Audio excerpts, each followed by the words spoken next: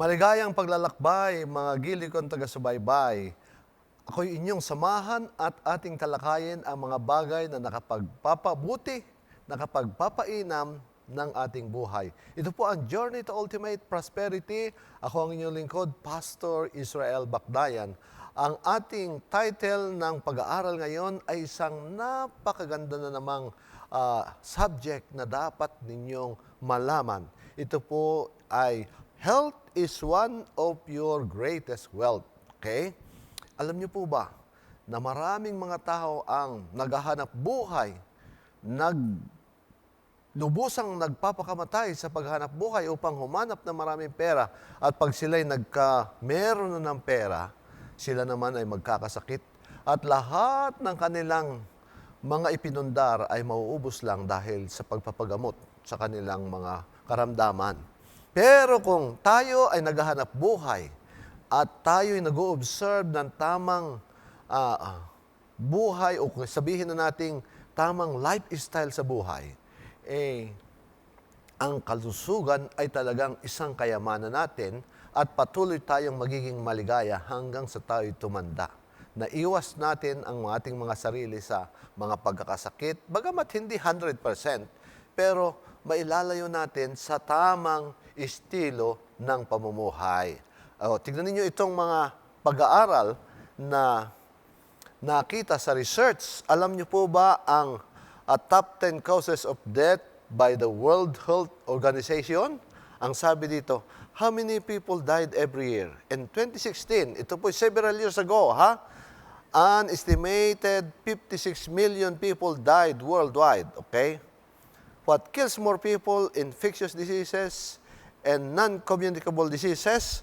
Non-communicable diseases were responsible for 68% of all death globally in 2016, up from 60% in 2004.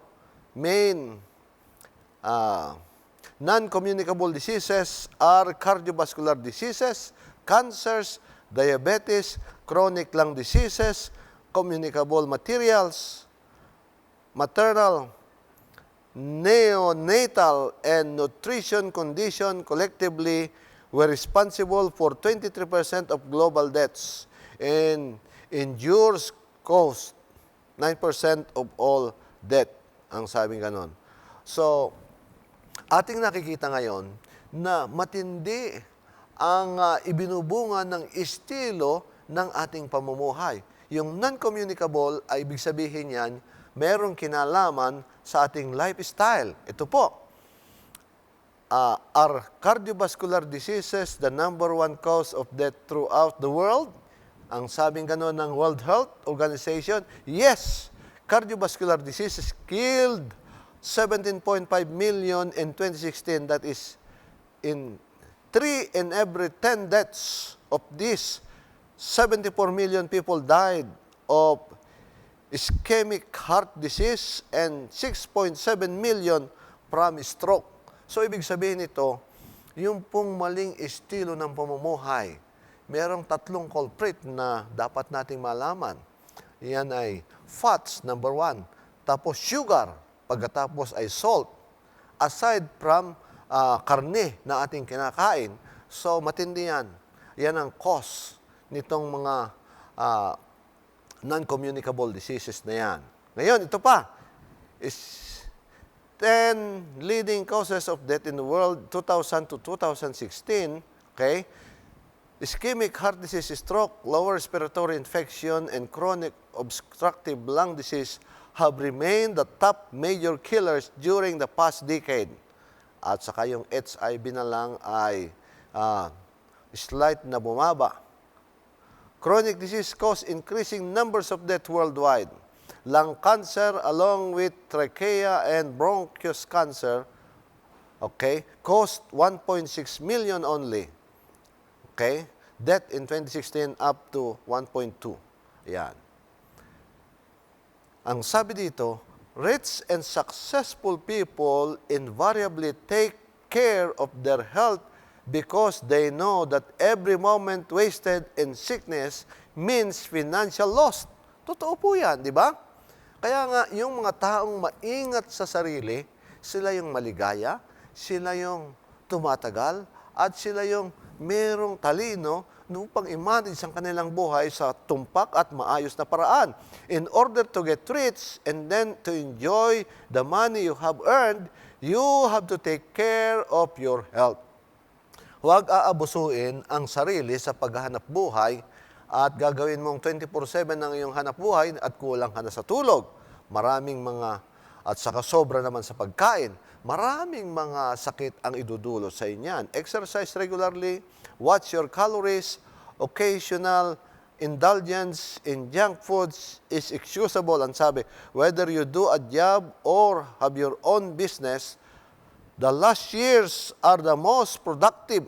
So be healthy in those prime years and earn the most. Siya nga naman, yung later part ng iyong buhay, kung ikaw ay manager na, kung doon ka pa nagkasakit, kung ikaw ay successful na sa business, doon ka pa nagkasakit, hindi nagiging maganda. Yun yung mga productive years mo. Yun yung mga earning capacity mo lumakas na dahil natutunan mo na ang estilo sa pamumuhay. So, ito yung mga nakagrap, ischemic, heart disease, stroke, okay, COPD, lower respiratory, trachea, bronchial, HIV, ang lahat na. Study shows that diets high in fiber are risk factor for not only heart disease, hypertension, diabetes, but for cognitive decline as well. Yan ang sabi ni Dr. Barry Levin. Okay? Ngayon, pumunta tayo sa Bible na siyang pinakamahalaga. Ano bang sinasabi ng Bible pagdating sa estilo ng pamumuhay na pinagkaloob ng Diyos upang tayo'y maging malusog? Okay? Sa ngayon sa Romans 12:1 and 2, ang sabing ganon, and be not conformed to this world, but be transformed by the renewing of your mind. Ibaguhin daw natin yung estilo ng pamumuhay natin at yung ating pag-iisip, that you may prove what is good and acceptable and perfect will of God. Alamin natin yung kalooban ng Panginoon. Dito, sa Genesis 1:29, ano ba yung original diet na ipinagkaloob sa una nating mga magulang? Ang sabi ganon, and God said, see, I have given you every herb that yields seed which is on the face of all the earth, and every tree whose fruit yields seed. To you it shall be for food. So, yun po ang definition. Hindi po naglagay agad yan ng mga hayop na makakain natin. Kundi, ang unang pagkain ng ating mga magulang ay mga herbs. Kasi ang tao ay designed to be herbivorous. Okay? What distinction did God say to those animals that would be taken into the ark before the flood? Ito ngayon, nung ibinigay ang ating mga magulang ang original diet, talaga namang ang edad ng tao ng mga panahon yun ay napakahaba. Pero pagkatapos ng ang tao ay magkasala, ay umikli na ng umikli ang buhay ng tao. At nung panahon ng dilubyo, ito yung Noah's Ark, on every clean beast thou shalt take to thee by sevens, and male and his female, and the beasts that are not clean by two, the male and his female. So, dito, dinefine ng Diyos na merong malinis na hayop at merong hindi malinis na hayop. No one knew how to distinguish between the two classes, which makes it clear that his distinction did not originate with Moses. So, hindi nag-originate kay Moses, kundi ito'y binigay ng Diyos hindi lang sa mga Israelites, kundi sa unang mga tao pa, at hanggang sa ating kapanahonan ngayon ay valid po yung statement na yon. At the flood, okay, after the flood, what food did God give to Noah and his descendants?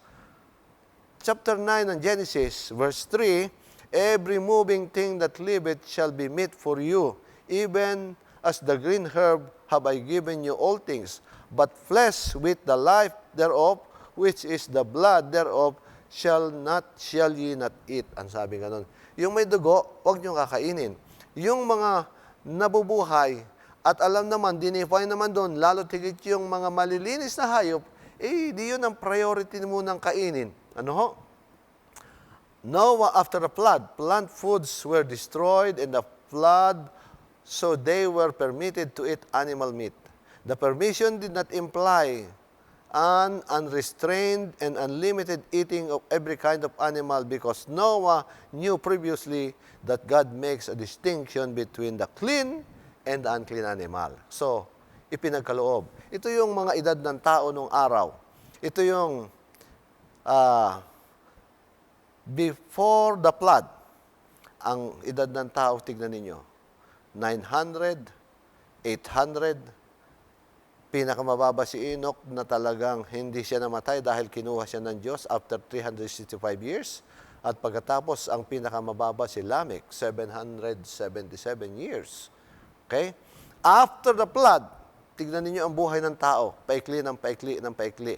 Hanggang sa panahon ni Jacob ay 147, Abraham 175. So, pababa na ng pababa. Ito po ang buhay ng tao. So, pasrink na ng pasrink. Dumating na yung maraming sakit. Ano po? Sa Deuteronomy 14, 4-6, dinefine dito yung mga klase ng hayop na dapat nating kainin. Ito na yung binigay kay Moses. These are the animals which you may eat, the ox, the sheep, the goat, the deer, the gazelle, the roe deer, the wild goat, the mountain goat, the antelope, the mountain sheep, and you may eat every animal with cloven hoofs, having the hoof split into two parts and that chew the cud among the animals. So, yun daw pong ang mga paa ay may kalahati. Ang kuko, di ba? Kagaya ng kalabaw, ng baka, yun. Yung tupa, yung kambing. At ngumunguya. Yun ang palatandaan. Pagka ngumunguya kasi, yan ay herbivorous. Yan ay kumakain ng damo lamang. At yung mga walang hati ang paa at yung ibang mga may kuko ay sila po yung mga talagang sabihin natin ay carnivorous. Ang sabi dito sa atin sa Deuteronomy 14, nevertheless, those who chew the cud and have cloven hooves, you shall not eat such this camel, the rocks, hyrax. They chew the cud, but do not have cloven hooves. They are unclean unto you. Ito ngayon. Also the swine, which is the pork, is unclean for you. Why? Because it is cloven hooves, yet does not chew the cud. You shall not eat their flesh, nor touch their dead carcasses. Ay, sinabi ng Diyos, marumi. Bakit? Siya po ang lumalang at alam niya yung pinaka-the best sa atin. At gayon din naman sa tubig, this you may eat all that are in the waters, you may eat all that have fins and scales, and whatever does not have fins and scales, you shall not eat, it is unclean for you. Ang sabi sa atin sa Deuteronomy. Kaya nga dito, yung fishes with scales exhibited little or no toxicity for the mice or seedling employed into the experiment, while those without scales were found that the extract from there exerted a toxin action on the mice or seedling employed in the same experiment. Meaning, nakita nila, yung mga scientists, pinag-aralan yung mga nasa tubig, yung sinabi ng Diyos na malinis at makakain ninyo, at yung hindi malinis, merong toxicity, merong lason yung hindi pinahuntulot ng Bible. Bakit? Alam ng Diyos yan Siya lumalang, mga kaibigan. Ito ay facts. Ito ay experiment. At nandito yung sa ating board, yung experiment na yan ni David Mutch. Okay? Ang sabi dito, lobster, crabs, clams, shrimps, starfish, jellyfish are forbidden and has been known for some time that they may harbor injurious and toxic substance which, after entering the gastrointestinal tract and absorbed by the circulatory system of the human being, spreads throughout the organism. So, ibig sabihin, itong mga nabanggit na mga hayop na ito ay may kahalong lason, toxic substance na hindi mabuti sa ating katawan. Ang source niyan ay si Jacob Glenn, isang doktor, modern medicine in the life of Mosaic law. Okay? Sa Jewish Forum yan ay iniharap noong naunang panahon, noong 1950s pa, 58.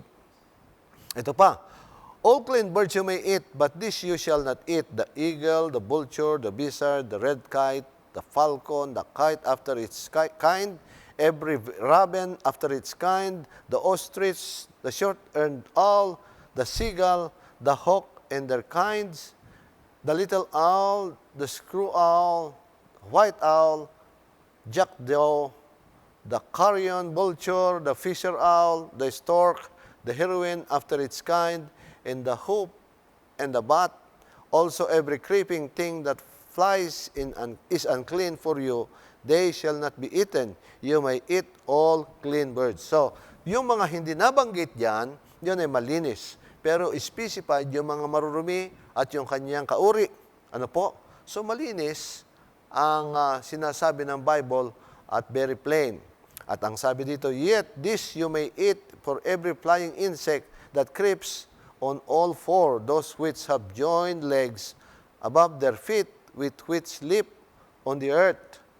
This you may eat, the locust after its kind, destroying locust after its kind, the crickets after its kind, and the grasshopper after its kind. Pwede daw pong kainin yan, inaalaw ng Bible yan. But all other flying insects which have 4 feet shall not be an abomination unto you. So, sa mga insekto, meron ding inalaw, kagaya ng crickets, yung locust, yung lokton, okay? Yan ay allowable at yan ay high protein.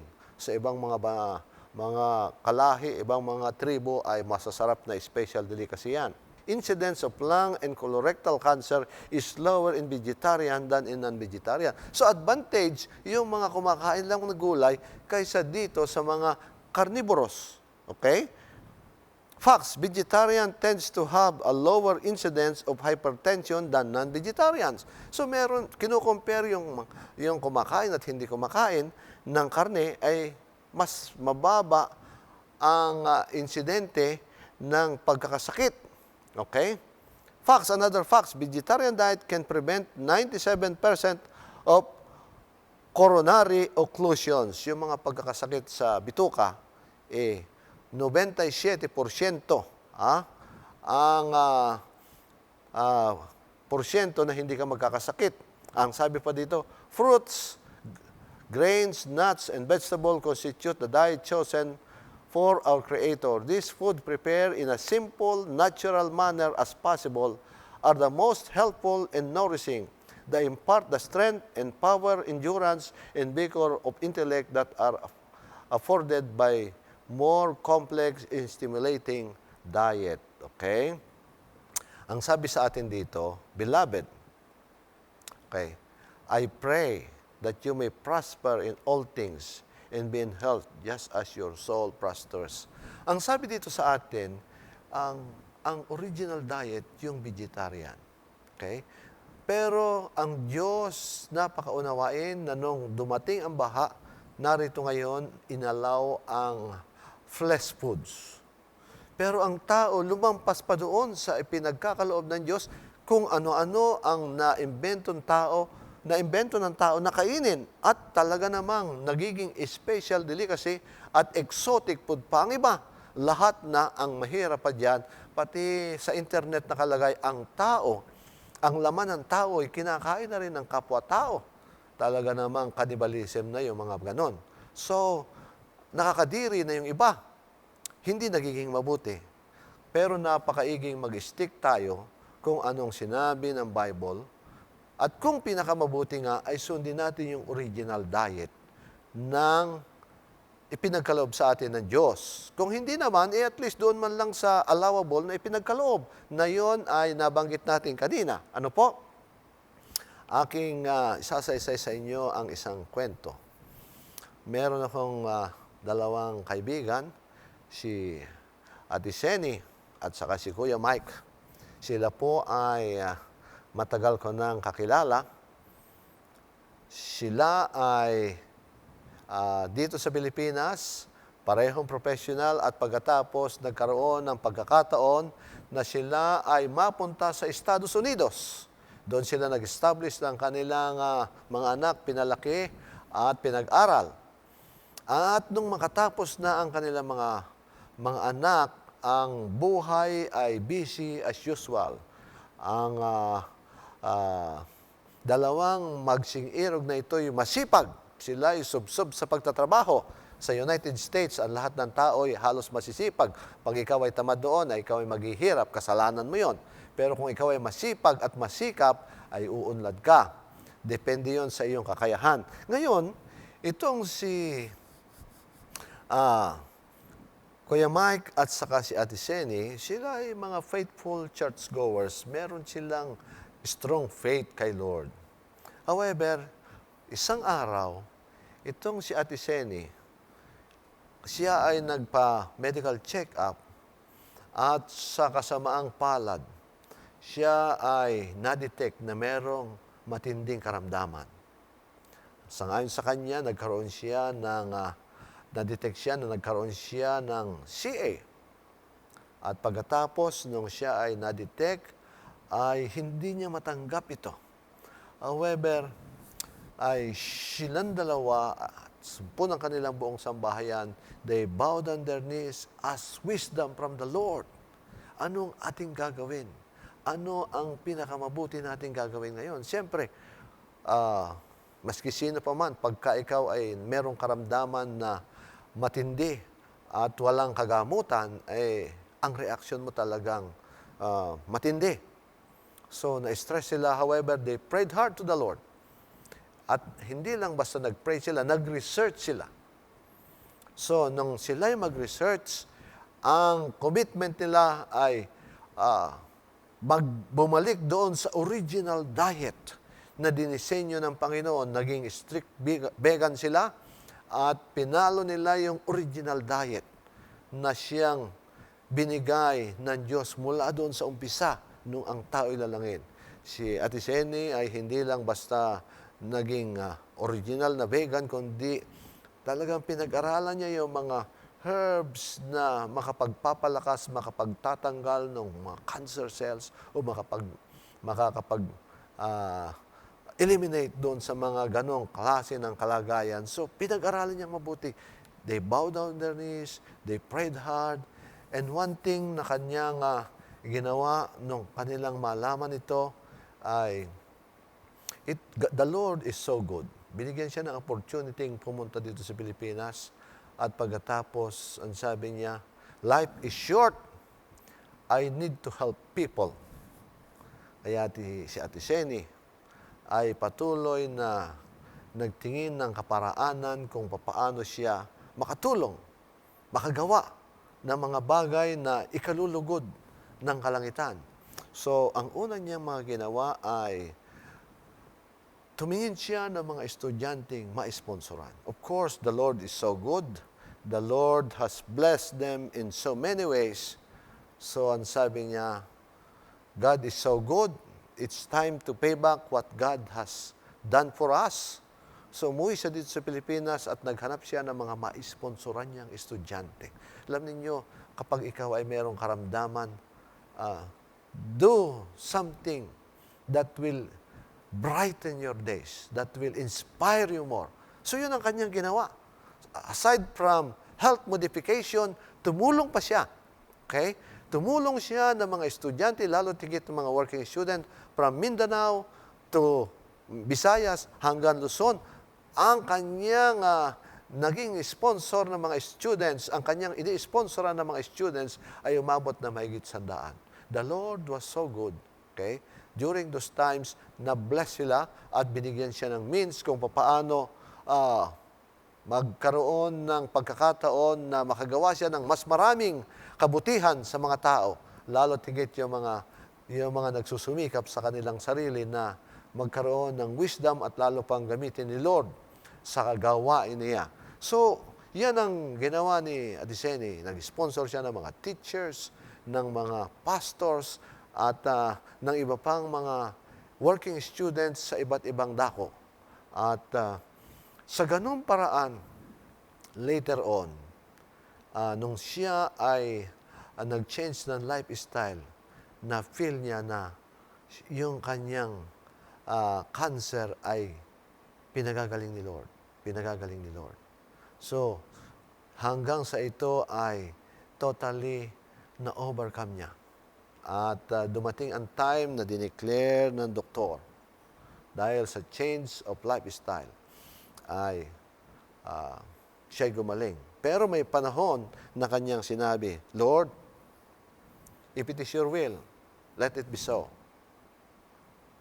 I will not go the conventional way, but I will follow the original diet intended for man.